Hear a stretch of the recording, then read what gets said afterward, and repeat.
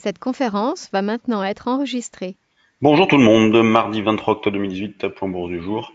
Emporté par la baisse cette nuit des marchés US et notamment du SP 500 et du Nikkei ce matin qui a terminé en baisse de 2,67% ce matin. Les marchés européens ont ouvert en nette baisse. Le CAC 40, donc future échéance novembre, est actuellement en baisse de 1,17% à 4990 points. Donc on a fini par aller chercher les 5000 points et même on est actuellement en dessous.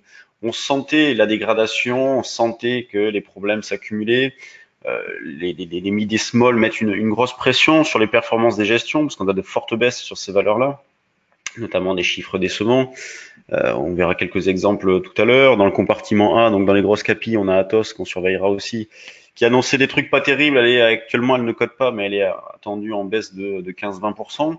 Donc les rebonds restent des occasions de vendre. Hein. Donc hier, on a fait grand chelem un peu partout puisque on a vendu le DAX sur les 11 645,50. On avait vendu le CAC à 5133. On avait vendu l'euro-dollar aussi.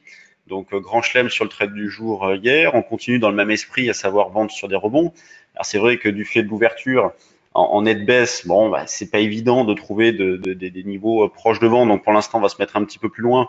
Par exemple sur 5013, 23, voire même 33, c'est les niveaux que nous avons proposés sur le trade du jour. Donc gardez à l'esprit que cette zone-là constitue une zone de vente par anticipation possible.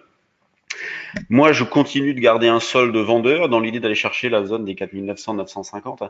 Et c'est là où les synthétiques que l'on a pu monter précédemment sont très utiles, puisque on a déjà pu accumuler pas mal d'écarts sereinement.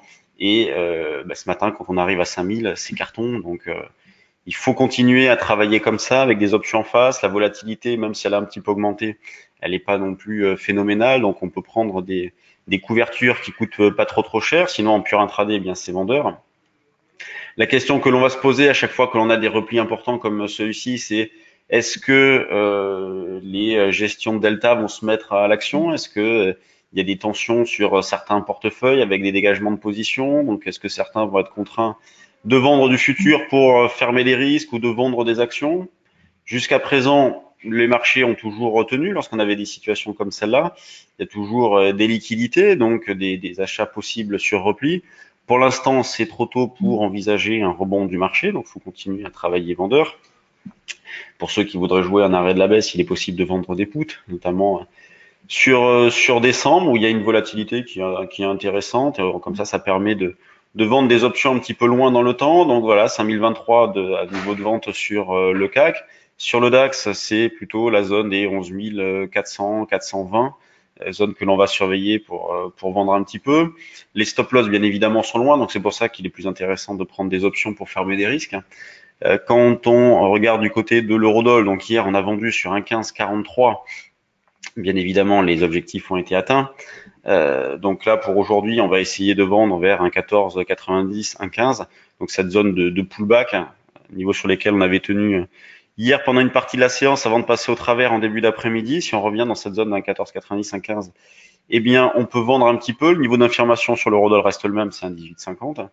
Juste pour en revenir au CAC, si la baisse se poursuit, on a un objectif important autour des 4950, 60. Donc, niveau d'allègement possible sur des soldes de position.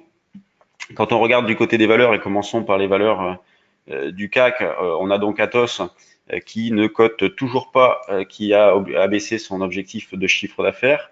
Donc le groupe anticipe désormais une croissance organique de l'ordre de 1% de son chiffre d'affaires en 2018, contre 2 à 3% auparavant.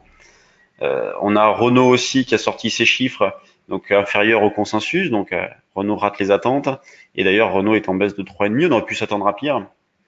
Hors CAC, on a un Ingenico qui a publié. On a également Eurofin. On a AstraZeneca qui achète 9% du capital d'Inat Pharma. Donc on verra ce qu'Inat Pharma fait tout à l'heure. Elle est en forte hausse de 19%. Donc ST Micro, plus forte baisse du CAC, suivi donc par Valeo, Renault, donc le secteur automobile qui est toujours très attaqué. Une seule valeur dans le vert, Publicis, 0,5%. On voit qu'il n'y a pas de panique non plus. Il n'y a pas de moins 5, moins 6 sur plusieurs valeurs. Donc la baisse reste contenue, ça va se maîtriser.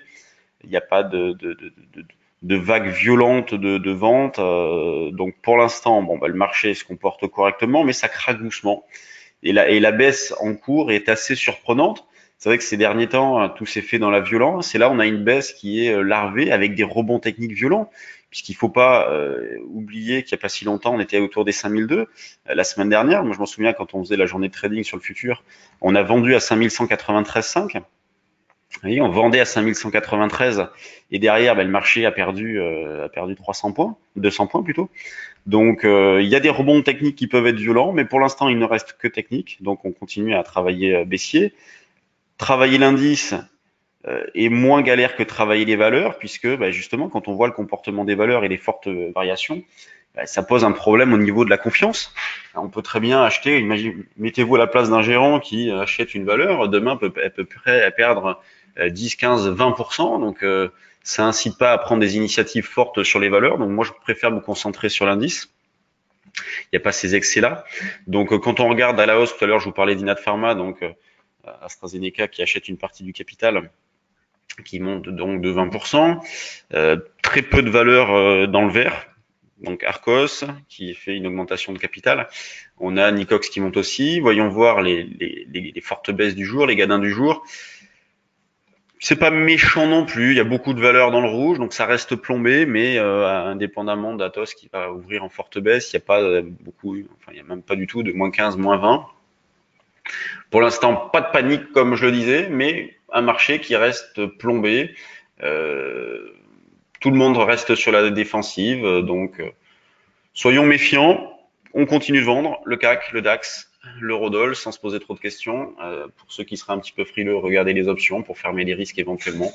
Et donc, on peut imaginer vendre un petit peu de put autour des 4900 points. Mais bon, on n'est pas pressé non plus. On peut attendre que le marché digère. Il va pas repartir tout de suite de toute façon. Sur ce, bonne séance. Si vous avez de l'intérêt pour nos services, n'hésitez pas à nous contacter. On fera une formation sur le futur et les options à Paris en novembre. Je ne sais plus exactement les dates, on est quasiment complet, mais si vous avez de l'intérêt, vous pouvez nous contacter. Bonne séance à tous et à demain. Salut.